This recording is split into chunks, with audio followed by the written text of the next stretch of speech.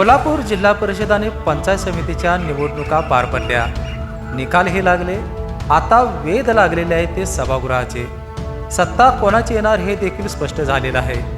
आता नवीन सदस्य सभागृहामध्ये येणार आहे आणि आत्ता नेमकी त्या सभागृहाची काय परिस्थिती आहे ते आपण बीपीएनच्या माध्यमातून जाणून घेणार आहोत. आता आपण पोहोचलेलो आहोत करवीर पंचायत समितीच्या आवारामध्ये. या ठिकाणी आत्ताची परिस्थिती पाहिली तर भयावह आहे. कारण या ठिकाणी कमालीची अस्वच्छता, सभागृहाची अतिशय मलिन अवस्था, ह्या सर्व गोष्टींचा आढावा आपण या बीपीएनच्या विशेष बातमीपत्रामध्ये घेणार आहोत. चला पाहूया नेमकी करवीर पंचायती समितीमध्ये काय परिस्थिती आहे. जिल्ह्यातील सर्वाधिक 24 सदस्य संख्या असलेली करवीर पंचायत समिती आहे. पंचायत समितीची इमारत कोल्हापूर शहराच्या मध्यभागी आहे. या कार्यालयाच्या प्रवेशद्वारावरील फलक पाहिल्यानंतरच प्रथमदर्शनी आत काय अवस्था असेल याची परिस्थिती येते. प्रवेशद्वारावरील सांडपाण्यातूनच नागरिकांना आतमध्ये प्रवेश करावा लागतो. येथील उखडलेल्या रस्त्यातून वाहने आतमध्ये येतात. थोडं पुढं आलं की अस्ताव्यस्त पार्किंग पाहायला मिळेल.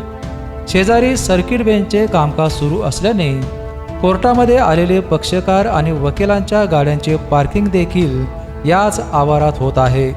पंचायत समितीच्या आवारातील सर्व रिकामा परिसर या वाहनांनी व्यापलेला आहे. अगदी कार्यालयाच्या दारातच वाहने पार्किंग होत आहेत. ज्यावेळी सभागृहाचे प्रत्यक्ष कामकाज सुरू होईल त्यावेळी पंचायत समिती सदस्य आणि तालुक्यातून येणाऱ्या नागरिकांनी पार्किंग कुठे करायचे हा गंभीर प्रश्न उभा राहणार आहे. पंचायत समितीतील विभागीय कार्यालय हे अजूनही जुन्याच इमारतीमध्ये आहेत. त्यांची ही अवस्था गंभीर आहे. कार्यालयाच्या दारातच भटकी कुत्री निवांत झोपलेली पाहायला मिळतील. आतमध्ये गेला तर कोपऱ्यांमध्ये केरकचरा आणि पक्ष्यांची विष्ठा पाहायला मिळेल. अभिलेख कक्षात असलेली महत्त्वाची कागदपत्रे खरोखरच सुरक्षित असतील का हा संशोधनाचा विषय असेल. हे आहे पंचायत समितीचे राजर्षी शाहू सभागृह. थोड्याच दिवसामध्ये हे सभागृह गजबजणार आहे. सभागृहाच्या दारातच कचरा पेटवलेली राख पाहायला मिळेल. सभागृहाच्या आतील परिस्थिती फारशी चांगली नाही. सभागृहातील फरशा फुटलेल्या आहेत. आसन व्यवस्था देखील अद्ययावत नाही. निधी उपलब्ध होत नसल्यामुळे या कार्यालयाची अशी दुरावस्था झाली आहे. आता नूतन सदस्य येण्याच्या पार्श्वभूमीवर स्वच्छतेची कामे सुरू असल्याचे गट विकास अधिकारी संदीप भंडारे यांनी बीपीएनशी बोलताना सांगितले. पंचायत समिती करवीर अंतर्गत नवीन 24 नवनिर्वाचित सन्मान्य पंचायत समिती सदस्यांची निवडणुकीमार्फत निवड झालेली आहे. आता लवकरच शासन आदेशानुसार लवकरच पंचायत समिती करवीरचं सभागृह, त्याचप्रमाणे सन्मान्य सभापती, सन्मान्य उपसभापती यांची लवकरच निवड करण्यात येईल. तत्पूर्वी पंचायत समितीच्या आमचे ऑफिसेस आहे, सभापती चेंबर, सभागृह यांची स्वच्छता करून घेण्यात आलेली आहे.